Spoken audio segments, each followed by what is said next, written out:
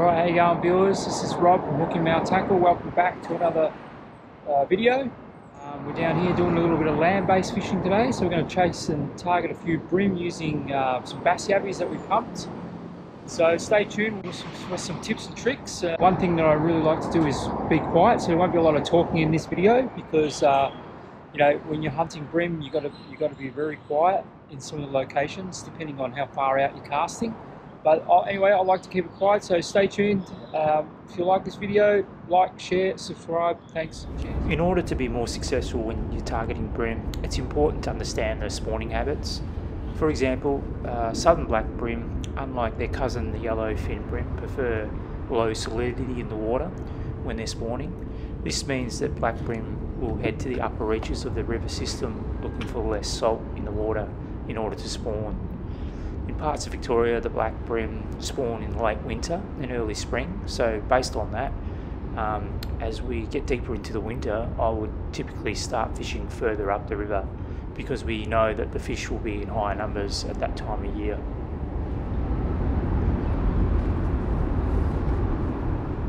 Black bream are predominantly found in rivers and estuaries around Victoria.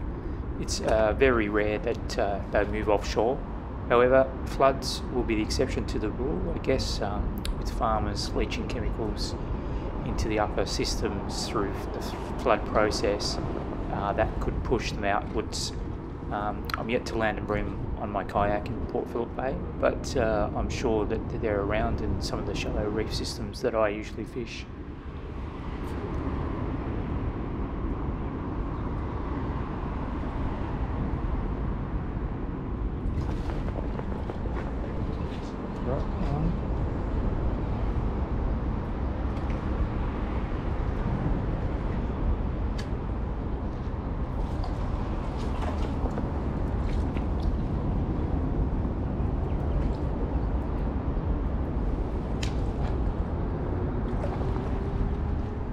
Now, each to their own, but I usually release bream as they're a very slow growing fish.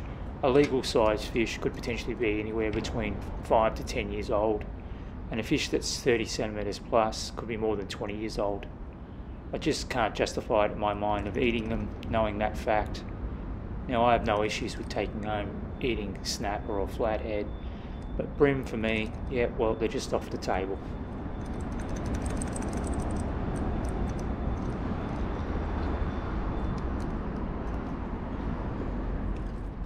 Yeah, unfortunately this little fella swallowed the hook right deep down, which made it very hard to dislodge.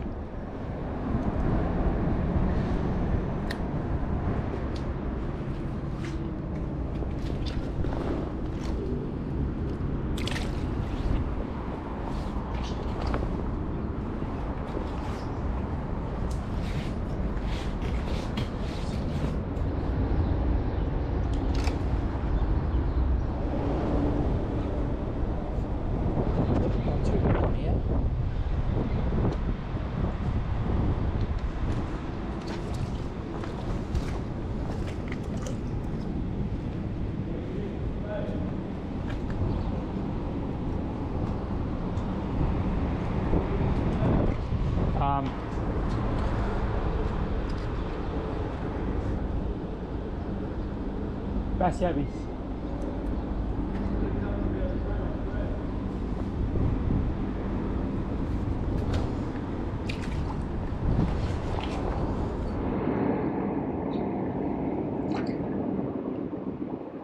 Bream are capable of what is known as hermaphroditism, which means that they can change sex. It's believed that most small bream are females, and if they survive long enough, some will transition over to males.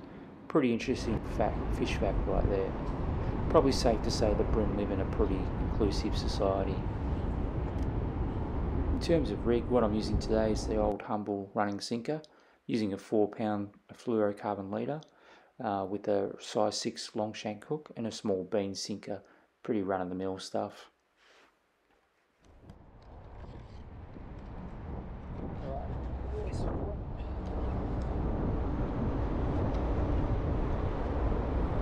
Good one. Oh, this is a good size one. Yeah, look at this. Oh, keep off those rocks. 6 pound. Landed him. Oh, just fallen off. That's a good bream. There we go, look at that. Beautiful bream. Look at the colours on him. Beautiful. Look at that. Beautiful. Yep. There we go, buddy. You go back.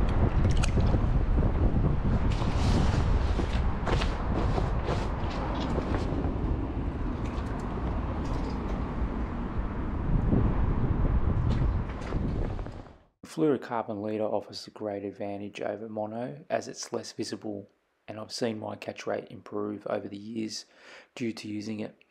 Another advantage of the fluorocarbon leader can be more resistant to abrasion. What pound line you choose really depends on what structure you're fishing around. You definitely want to go something a little heavier when you're fishing around rocks. In this video I'm only using 4 pound as I know this spot there's not a lot of snags.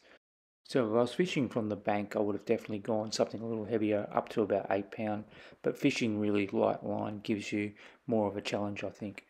But the lighter the better, and it always comes with its risks though. So this coming winter, we'll be targeting Mr. Big. We'll see if we can land a few bream in the 40 centimetre range.